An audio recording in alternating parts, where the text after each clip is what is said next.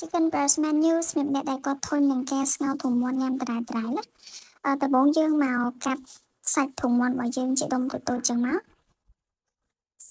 ហើយយើងមកប្រឡាក់គ្រឿងយើងដាក់អំបិលបន្តិចដាក់ម្សៅស៊ុបដាក់ម្រេចហើយយើងដាក់ម្សៅបំពងហើយខ្ញុំលួចទឹកពីនឹងបន្តិចដែរនេះគឺជាសសយើងលាយទឹកស៊ីអ៊ីវទឹកខ្មុំម្សៅស៊ុបបន្តិចហើយយើងលាយទឹកមកហើយយើងថែមខ្ទឹមសហើយយើងកូរទឹកសសហ្នឹងឲ្យចូលគ្នាហើយយើងទុកម្លែកហើយយើងមកបំពងសាច់ធុំមាន់ដែលយើងបានប្រឡាក់មិញហ្នឹង